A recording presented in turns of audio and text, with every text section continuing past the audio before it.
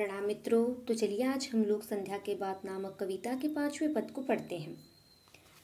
Cup cup उठते लोके संग कातर उर क्रंदन मूक निराशा, क्षीण ज्योति में चुपके जो गोपन मन को दे दी हो भाषा। लीन हो गई क्षण में बस्ती मिट्टी खपरे के घर आंगन, भूल गए लाला अपनी सूधी भूल गया सब व्याज मूलधन। सकूची सी परचून किराने की ढेरी लग रही ही तुच्छतर, इस नीरव प्रदोष में आकुल उमड़ रहा अंतर जग बाहर। अनुभव करता लाला का मन छोटी हस्ती का सस्तापन, जाग उठा उसमें मानव ओ असफल जीवन का उत्पीड़न। कवि लिखते हैं कि कप कप उठते लोके संग कातर और क्रंदन मूक निराशा, अर्थात कवि कहते हैं कि गाँवों में दरिद्रता का साम्राज्य है। इसी कारण से जब वहाँ पर छोटी छोटी ढिबरियाँ जलाई जाती हैं और वायु के कारण उस ढिबरी की लो जो है वह कांपने लगती है, तो कवि कहते हैं इसी कांपती हुई लो में उस गांव के जो लोग हैं उनके अंतर मन के, उनके हृदय का जो रोदन है, यानी कि उनके हृदय का जो दुख है वह साफ साफ झलकता है। यानी कि जिस प्रकार गाँवों में कम प्रकाश है, ये ढिबरियाँ बहुत ही कम प्रकाश करती हैं, उसी प्रकार उनके जीवन में भी बहुत ही कम प्रकाश है और उनके जीवन में साधनों की भी बहुत कमी है। और इन ढिबरियों का जो कम प्रकाश है वह उनके मन के मूक निराशा को दर्शाती है कि किस प्रकार वे लोग निराश हैं, क्योंकि जिस प्रकार उस ढिबरी में कम प्रकाश है उसी प्रकार उनके जीवन में भी उल्लास की भी कमी है। वे लोग बहुत ही निराश हैं क्योंकि उनके पास साधनों की कमी है। आगे कवि लिखते हैं, क्षीण ज्योति ने चुपके ज्यों गोपन मन को दे दी हो भाषा, अर्थात जो ये कम प्रकाश क्षीण प्रकाश है वह लोगों के अंतर मन की जो बातें हैं उन बातों को प्रकट करता है।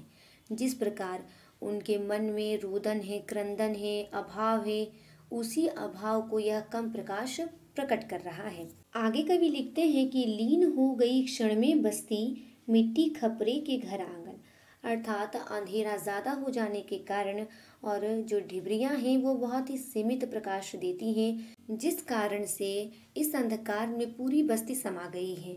उस बस्ती के खपरे मिट्टी के जो घर और आंगन हैं वे सभी इस अंधकार में समा गए हैं। आगे कवि लिखते हैं, भूल गए लाला अपनी सूधी भूल गया सब ब्याज मूलधन, अर्थात इस कस्बे का छोटा व्यापारी लाला जो है वह अपनी सूधी यानी कि अपनी याद तक भूल गया इस अंधकार के कारण। उसी के साथ साथ वह ब्याज और मूलधन का हिसाब लगाना ही भूल गया, क्योंकि चारों तरफ अंधेरा छाया हुआ है और वही अंधेरा इस गांव के प्रत्येक व्यक्ति के मन में भी छाया हुआ है। आगे कवि लिखते हैं कि सकूची सी परचून किराने की ढेरी लग रही ही तुच्छतर, अर्थात उस लाला की जो परचून की दुकान है वह बहुत ही छोटी है और उस परचून की दुकान में सामान भी बहुत कम है। अब उस लाला को अपनी वह दुकान बहुत ही छोटी और तुच्छतर मालूम पड़ रही है। आगे कवि लिखते हैं कि इस नीरव प्रदोष में आकुल उमड़ रहा अंतर जग बाहर, अर्थात इस मूक अंधकारमय वातावरण में उसके अंतर मन का जो दुख है वह उमड़ रहा है। आगे कवि लिखते हैं, अनुभव करता लाला का मन छोटी हस्ती का सस्तापन, अर्थात इस अंधकारमय वातावरण में लाला का मन अब अपने आप को बहुत ही छोटा महसूस कर रहा है, यानी कि उसके अंतर मन में अब छोटेपन की भावना जाग गई है।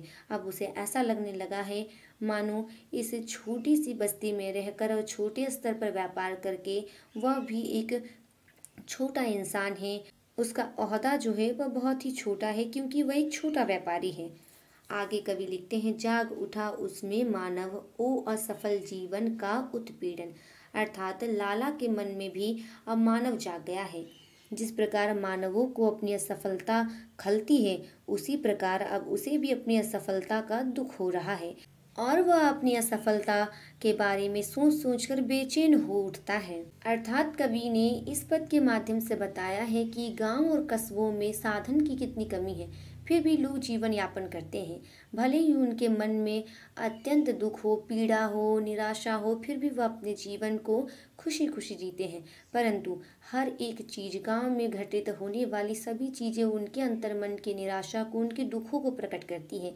जैसे कि उन्होंने उदाहरण के तौर पर बताया कि डिबरी की लो जो कांपती है वह लोगों के मन में निराशा को प्रकट करती है। इसी प्रकार अंधकार के कारण उस गांव का जो छोटा व्यापारी लाला है वह अपनी सुधि, अपना लेन देन सब कुछ भूल जाता है और इसी मूक अंधकार के वातावरण के कारण ही उसके मन में छोटेपन की भावना उत्पन्न होती है। यहीं पर संध्या के बाद नामक कविता का 5वां पद भी समाप्त होता है। इसके छठे पद को हम लोग अगले वीडियो में पढ़ेंगे। तब तक के लिए धन्यवाद।